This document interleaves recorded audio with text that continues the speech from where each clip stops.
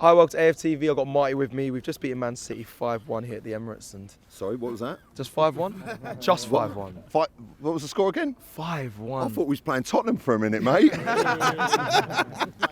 be fair, I like that. We might have to thank you for the title for this video. Right. But no, you're right. I mean, it didn't. I don't know what. It's funny because I think everyone I was around in the build-up to this game weren't really predicting high score lines, but I felt like I predicted 3-0 because I felt like Arsenal had something to have. It's a revenge sort of fixture off the back of what we saw, at their place, and that alone I think can spike a game. But I didn't really see 5-1 coming.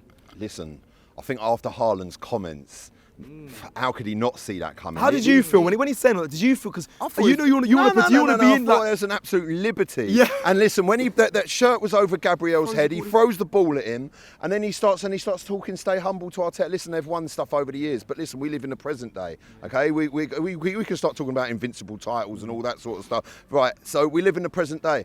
These guys are serious, and they've done a proper demolition job, demolition derby. They got taken apart like a Lego set that my 4-year-old son would get into. They got demolished. They come here and got embarrassed. Yeah, learn to stay humble, and you couldn't. Him saying that is just desserts. Revenge is a dish best served cold, and boy, was it cold here today, and boy, did they get served up. Listen, it was a great game from start to finish. I love that Declan Rice pass through to quick play, and then Kai Havertz. It would have been very easy for him to hack at that, but he doesn't. He lays it off to Odegaard, who finishes. Is that a sign of lack of low confidence or not? No. That is a sign of ball playing ability. That's a sign of technical ability. Listen, I could take a hack at it now, and it could go wrong. But do you know what? I'm just gonna lay it off, and this guy's gonna stick it in the net. We score. It's 1-0. Okay, he missed a sitter, but let's not focus on that. For me, David Raya came out with two absolutely outstanding, world-class. That reaction one from the corner, I think it was Gardival that heads it and goes. I mean, listen, he literally gets that is, and then he makes another one which is deflected to the bottom right, and that's at a time when those go in, the game changes, and that is the difference between midweek, when Neto was in goal, and see how solid we look with Raya. That guy just completely changes that back line. Then you go into, listen, Erling Haaland. There was a bit of a dead spot for me in the whole game for a while. Erling Haaland pops up with that goal, and you think, here we go. In ways. But what Arsenal did best is then turned the thumb screws. The ball goes down the other end. Thomas Partey, wicked deflection off of John Stones in the back of the net. Miles Lewis-Skelly, what an absolute baller. Finding these boys from Hale End, how they come through our academy. You got Wanyeri, you got Miles Lewis-Skelly, you got Saka.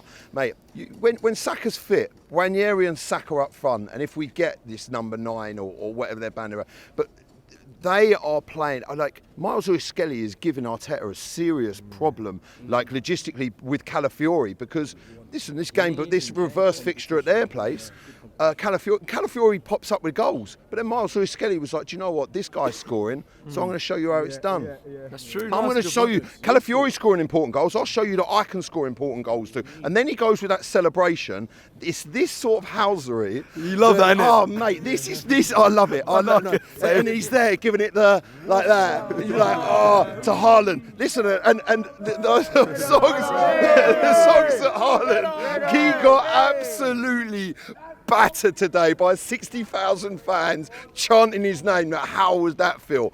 How does that feel? And then we go on to just literally wrapping this game up in emphatic style, like bringing these boys here and showing them a good, solid lesson in football. Now, it takes me back to when we went to their place and Xhaka got sent off and we lost 5-1. That was a time for me when we were at the darkest, lowest point in Arsenal Football Club, and we got embarrassed and we walked away. Now, they today have walked away like a bunch of little puppies with their tails between their legs, having been taught a proper old school footballing lesson. Now, also another thing I like is, where's all these Arteta out boys and all? Where they at? Where are the Arteta out boys? Because everyone will lambast and slander me, too positive. And the reason why I'm positive and the manager doesn't need change, because if we would have changed the manager, I don't know if we would have seen this today. The tables have turned. Manchester City, don't forget, they are the reigning champions. And they have come here and been taught a proper lesson in football. And they've 4 times in a row as well. They won the championship. The tables are turning, and listen, this is really, really hotting up to be some serious title race. I predict that it's going to go to the wire. I think that Liverpool will slip up maybe with a game. I believe that fixture will get moved somehow by the powers that be to end up being, because at the moment it's the third from last. It will end up being the last game of the season, and they'll do that, and it will be 3 points or 2 points behind, and that would be. Imagine then going to Anfield and doing it again like we did in 88, 89.